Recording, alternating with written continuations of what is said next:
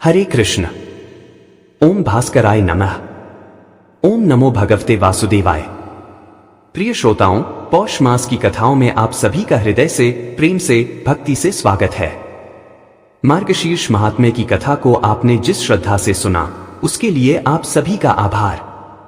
आज से पौष मास प्रारंभ हो रहा है। दिनांक 5 दिसंबर, दिन शुक्रवार। यह महीना हमारे सनातन धर्म में अत्यंत पवित्र माना गया है। पौष पूर्णिमा तक यह महीना चलेगा, 3 जनवरी शनिवार तक। पौष मास में आने वाले प्रमुख व्रत त्योहार: सफला एकादशी, धनु संक्रांति, वैकुंठ पुत्रदा एकादशी, और इस महीने से खरमास आरंभ होता है। इस वर्ष 16 दिसंबर से और समाप्ति 14 जनवरी 2026 दोपहर 3:13 बजे सूर्य देव के मकर राशि में प्रवेश के साथ। पौष मास किसे समर्पित है? जिस प्रकार सावन शिव को, कार्तिक तुलसी माता एवं श्री कृष्ण को, मार्गशीर्ष श्री कृष्ण एवं विष्णु को समर्पित है, वैसे ही पौष मास सूर्य नारायण एवं विष्णु भगवान को समर्पित है। इस महीने प्रतिदिन सूर्य देव को जल अर्पित करने से सारे कार्य सिद्ध होते हैं, घर में उन्नति आती है और रोग दोष दूर होते हैं। सूर्य देव वेदों की आत्मा है, नवग्रहों के राजा हैं, पंचदेवों में प्रमुख हैं और हमारे एकमात्र प्रत्यक्ष दर्शन देने वाले देवता हैं। इसीलिए पौष महीने में सूर्योपासना सर्वोच्च फल देती है।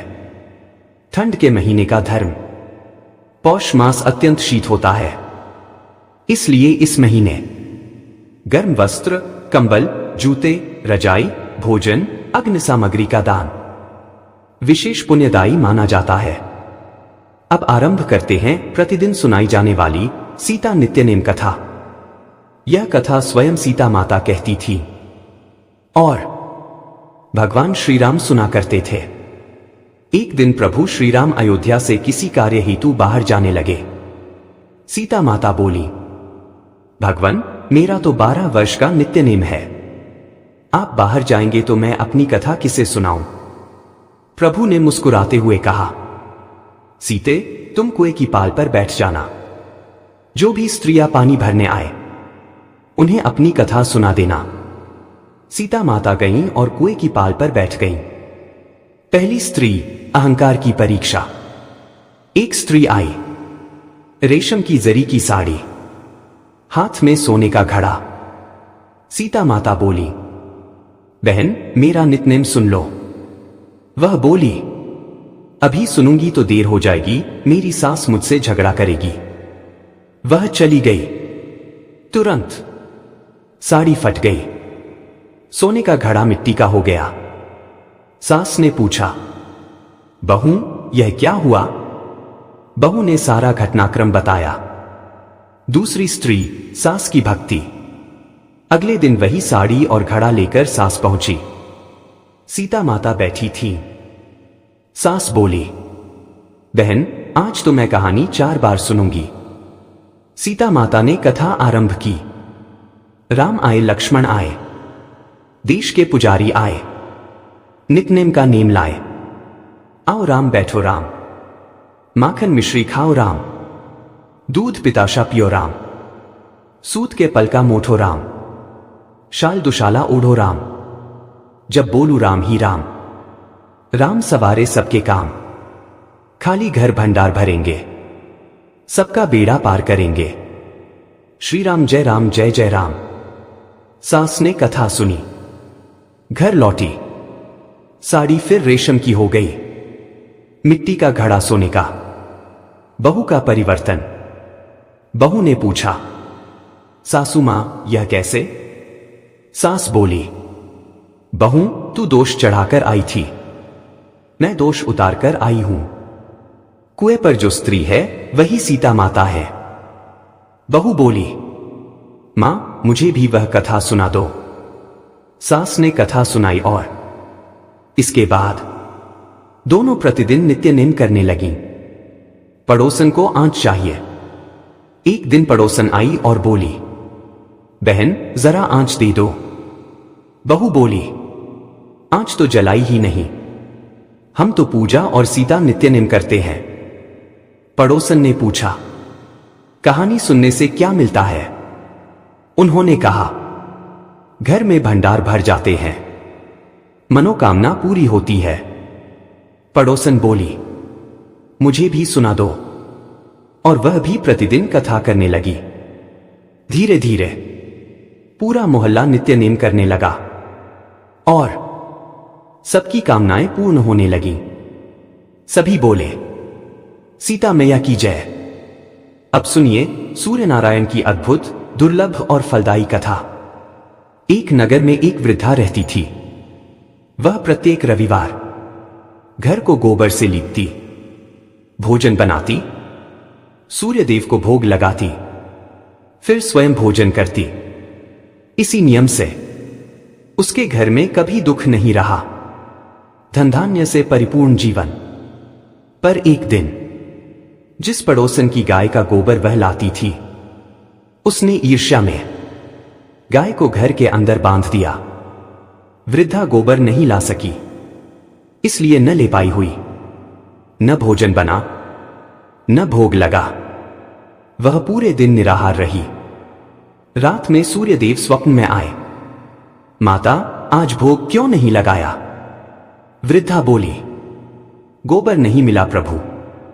सूर्यदेव बोले, तुम्हारी भक्ति से प्रसन्न होकर मैं तुम्हें ऐसी गाय देता हूं जो तुम्हारी सभी इच्छाएं पूरी करेगी। प्रातः उठकर देखा, आंगन में एक दिव्य गाय और बछड़ा बंधे थे। गाय ने सोने का गोबर दिया। पड़ोसन ने देखा, उसका हृदय जल गया। वह रोज सोने का गोबर चुरा ले जाती और मिट्टी का गोबर रख जाती। ईश्वर का न्याय। भगवान ने सोचा, वृद्धा ठगी जा रही है। एक दिन तेज आंधी आई। वृद्धा ने गाय को घर के भीतर बांध दिया। अब पड़ोसन चोरी न कर सकी। ईर्ष्या में उसने राजा को उकसा दिया, महाराज, उस वृद्धा के पास ऐसी गाय है जो राजाओं के योग्य है। राजा ने गाय छीन ली। वृद्धा रोती रोती सूर्यदेव से प्रार्थना करती रही। सूर्यदेव स्वप्न में राजा को प्रकट हुए।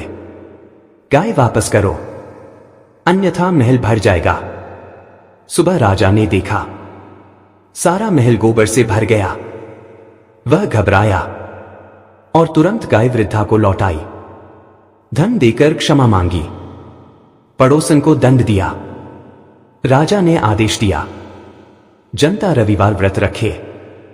सबने रखा और सबके घर सुख, समृद्धि, धन के भंडार भर गए।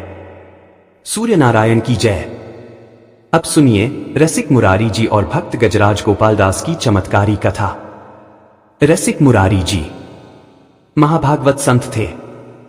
उनकी सेवा, उनकी विनम्रता, उनका संतमान सब अद्भुत था। एक भक्त ने बहुत सी जमीन संत सेवा हेतु दान की थी। उससे रोज संतों का भंडारा चलता। पर वहां का नवाब अत्यंत दुष्ट था। उसने सारी संपत्ति जब्त कर ली। संतों का अपमान किया। श्यामानंद जी ने रसिक मुरारी जी को आदेश दिया। रसिक मुरारी जी को आदेश दिया, जाओ नवाब को भक्ति का उपदेश दो, सब वापस लेकर आओ। नवाब ने दिखावे की पालकी भेजी, लेकिन मन में षड्यंत्र रचा। एक मतवाले हाथी को शराब पिलाकर, गुस्सा दिलाकर पालकी के सामने छोड़ दिया। रसिक मुरारी जी उतरे, हाथी के पास गए और बोले, कृष्ण कृष्ण बोलो, तुम हाथी नहीं हो, तुम भगवत अंश हो। तामसिक स्वभाव छोड़ो। इतना सुनते ही हाथी ने घुटने टेक दिए, आंसू बहाने लगा। उसके कान में नाम दिया, गोपाल दास। उस दिन से हाथी संतों का सेवक बन गया। संतों को पीठ पर बैठाना, उनके लिए अन्न लाना, प्रसाद लाना, भंडारे में मदद करना, संतों को दुलार देना, वह सदा भक्ति भाव में डूबा रहता। गोपाल दास की परीक्षा। व्यापारी शिकायत लेकर आए।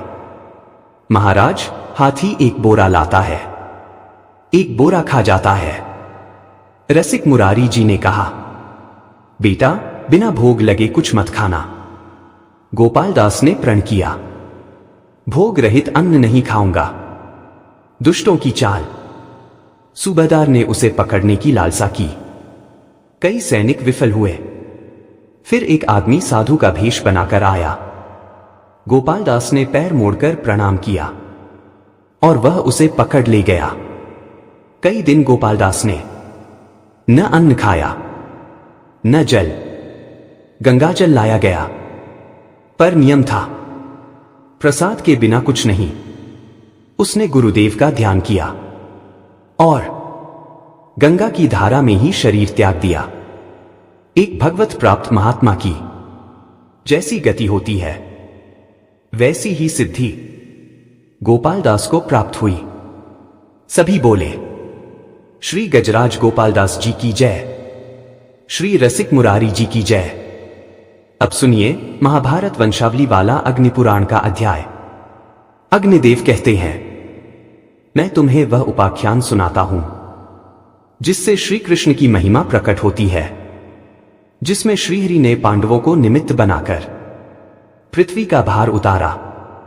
विष्णु के नाभिकमल से ब्रह्मा, उनसे अत्रि, अत्रि से चंद्र, चंद्र से बुध, बुध से पुरुर्वा, पुरुर्वा से आयु, आयु से नहुष, नहुष से ययाति, ययाति से पुरु, पुरु के वंश से भरत, भरत के कुल में कुरु, कुरु से शांतनु, शांतनु से भीष्म, भीष्म के दो भाई चित्रांगद और विचित्र वीर्य। चित्रांगद गंधर्व से युद्ध में मारे गए। विचित्र वीर्य की मृत्यु के बाद व्यासन ने नियोग से अंबिका से धृतराष्ट्र, अंबालिका से पांडु और दासी से विदुर उत्पन्न किए। धृतराष्ट्र से 100 पुत्र, जिनमें दुर्योधन सबसे बड़ा। पांडु को तपस्वी ऋषि के श्राप से स्त्री संग करने पर मृत्यु का श्राप था। इसलिए कुंती ने देव आह्वान किया। धर्म से युधिष्ठिर, वायु से भीम, इंद्र से अर्जुन, माद्री ने अश्विनी कुमारों से नकुल और सहदेव। पांडु की मृत्यु के बाद माद्री सती हो गई। कुंती के विवाह पूर्व सूर्यदेव से कर्ण का जन्म। इसी वंश में आगे चलकर महाभारत का महान युद्ध हुआ और श्री कृष्ण ने धर्म की स्थापना हेतु कर्म, प्रेम और नीति का मार्ग दिखाया। समापन प्रार्थना। हे सीता माता, जैसे आपने अपने भक्तों के भंडार भर दिए, वैसे ही हमारे घरों में समृद्धि, शांति और संतोष बरसाए। हे सूर्य नारायण, पौष मास में आपकी कृपा से रोग दोष दूर हो, जीवन उज्जवल हो। हे श्री रसिक मुरारी जी, आपकी भक्ति का प्रकाश हमारे जीवन में भी उदित हो। हे गोपाल दास, आपकी निष्ठा भक्ति हमारे हृदय में भी जागे। और हे श्री कृष्ण, आपके चरणों में हमारी भक्ति अटल रहे। सभी प्रेम से बोलिए, जय श्री राम, जय सूर्य नारायण, जय सीता माता, जय रसिक मुरारी जी, जय गोपाल दास जी, जय श्री कृष्ण।